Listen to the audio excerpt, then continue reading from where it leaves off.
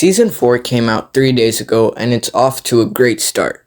The first 3 episodes have all been released this week, and from now on, episodes will be released on a weekly basis. This season of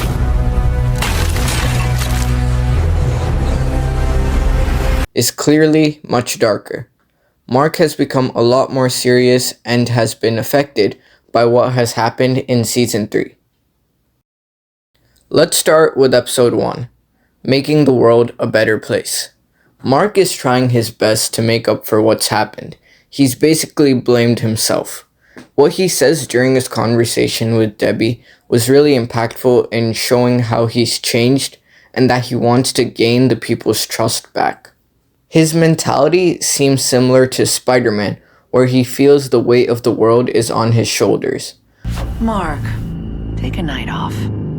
We don't get to take a night off. Mark is continuously out there saving people and fighting villains, and we immediately start getting thrown into new action. We get introduced to Universa and Dinosaurus, who I can't wait to see what happens with them next. Especially Dinosaurus, because of how much he was hyped up during promotions. Eve and Mark have dinner with Eve's parents. Eve's dad has a discussion with Mark about how Eve only gets hurt when Mark is around. I mean, this obviously makes no sense, but it's all there just to hurt Mark mentally. Same with Dinosaurus and what he says to Mark. It's not going to be easy for Mark this season. And the biggest thing with this episode was the ending. Mark kills an innocent person to end the Sequids. Seeing those moral questions about what it means to be a hero and what is the weight of the decisions they carry is what I love to see in a superhero show. Episode 2. Out of the 3 released this week, Episode 2 is clearly the best one. It was funny, interesting, action-packed, and revealed so much backstory about the Viltrumites and Nolan. I might be wrong, but I do not remember reading Omni-Man's backstory in the comics, so this is new content. And it's just great how effective the backstory was at making us feel bad for one of the most evil species in the universe. The ring of Viltrumite bodies around Viltrum was a very effective way to show the massive scale of the effect of the virus. Exploring Nolan's character was very interesting in this episode. It is crazy the effect that Earth, having a wife and kid, has had on Nolan.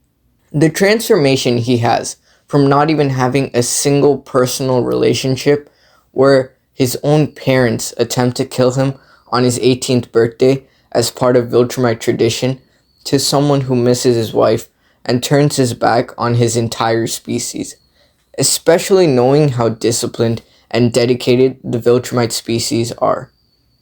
Nolan and Mark looking similar at 18 also makes you compare their growth and the difference between what happened to them at around the same age. Mark just gets his powers and is thrown into a ton of chaos, which makes you feel bad for what he's faced, but it's nothing compared to what Nolan faces. His entire species faces extinction.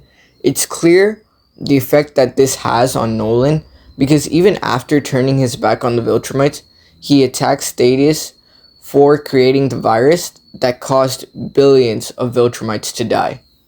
Thaddeus also deserves recognition. Nolan needed to go to Earth and have a family to change, but Thaddeus went against the Viltrumite way without any point of comparison of what life should be like. This episode just gave so much clarity about Nolan, his thought process, and why he did what he did. Obviously, the episode was very funny too because of Alan and Nolan's dynamic, and the post-credit scene was just perfect. The Season 3 finale just showed us how powerful and how high-ranked Conquest is, and in the post-credit scene of Episode 2, for Conquest to be bowing down and apologizing to someone is the perfect way to build up Thrag. For Episode 3, we are back on Earth. Rudy is a big focus in this episode. He starts thinking that there should be permanent solutions to these villains after being attacked by a Sequid that managed to survive. That inspires his decision near the end of the episode to stay on the Flaxen's planet to deal with them once and for all. And since time goes by faster there, We can expect some changes when Rudy and Amanda return, if they do at all. Mark and Cecil talk about Mark's decision to kill Russ. Mark is still annoyed with Cecil, which is confusing because Mark and Cecil are both on the same page now in terms of when it is necessary to kill someone. Mark needs to talk to Eve about him killing someone in episode 1, but he doesn't even get a proper chance to talk to her because she's also going through her own stuff with her powers not working. And finally, during the post-credit scene, it's revealed that Eve's powers are not working because she is pregnant. Since it's revealed that Eve's powers aren't working at the end of Season 3, and before that was the Invincible War and Conquest, that means that Eve was definitely pregnant while fighting Conquest. This was a bit confusing to me, because that would mean when she rebuilt her body after getting destroyed by Conquest, she rebuilt her baby as well. So I would assume that she would know she was pregnant. In the comics, she says that she was aware of rebuilding her body while they are both in the hospital recovering from defeating Conquest. And also, Rudy's full body scan doesn't even reveal that she's pregnant either, so that didn't make sense. But overall, it's a great start to the season. I can't wait to see what happens next, and stay tuned for a video on the next episode as well. Thanks so much for watching. Make sure to subscribe and put your thoughts down below in the comments.